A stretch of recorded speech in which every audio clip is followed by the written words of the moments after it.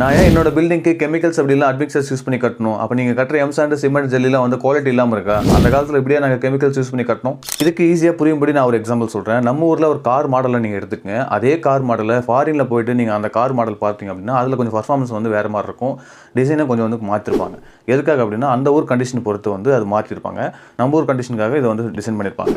அதே கான்செப்ட் தான் எங்கேயும். சிமெண்ட் எம்சாண்ட் ஜல்லி அப்படின்றது ஒரு பேஸ் மெட்டீரியல். அதை வச்சு தான் நம்ம வீடு கட்டுறோம். இதை சைட் கண்டிஷன் பொறுத்தும் ஏரியாவை பொறுத்தும் அதோட ப்ராப்பர்ட்டிஸ் வந்து சேஞ்ச் பண்ணுறதுக்காக தான் இந்த வந்து அட்மிக்சர்ஸ் வந்து அதாவது கெமிக்கல்ஸ் வந்து நம்ம யூஸ் பண்ணுறோம். ஃபார் எக்ஸாம்பிள் ஒரு இடத்துல வந்து வாட்டர் நிறைய வந்து சேக் ஆகிருக்கு. அந்த இடத்துல நம்ம வந்து ஃபவுண்டேஷன் ஒர்க் பண்ணுறோம் அப்படின்னா அங்கே வந்து தண்ணி வந்து ரொம்ப நேரம் வந்து தேக்கி வைக்க முடியாது. கிளியர் பண்ண உடனே அந்த இடத்துல வந்து காங்கிரீட் டம்ப் பண்ணணும். அது வந்து ஈஸியாக செட் ஆகணும். அங்கே வந்து குயிக் செட்டிங்காக நம்ம நார்மலாக ஒரு காங்கிரீட் வந்து 30 மினிட்ஸில் செட் ஆகுது அப்படின்னா இது வந்து 10 மினிட்ஸில் செட் ஆகிற மாதிரி வந்து நம்ம வந்து கெமிக்கல்ஸ் ஆட் பண்ணி கொடுக்குறோம். இந்த மாதிரி கிளைமேட் கண்டிஷன் நம்ம ஊருக்கு வந்து மாறிட்டே இருக்குது. வெயில் அதிகமாக அடிக்குது, மழை அதிகமாக அடிக்குது அப்படின்னும் போது என்னென்ன பிரச்சனை வருதோ அதுக்கு தகுந்த மாதிரி என்னென்ன கெமிக்கல்ஸ் இருக்குது, அது எதுக்காக யூஸ் பண்ணுறோம் அப்படின்னு சொல்லிட்டு இன்னொரு காணொலியில் பார்க்கலாம். மீண்டும் சந்திக்கலாம். நன்றி.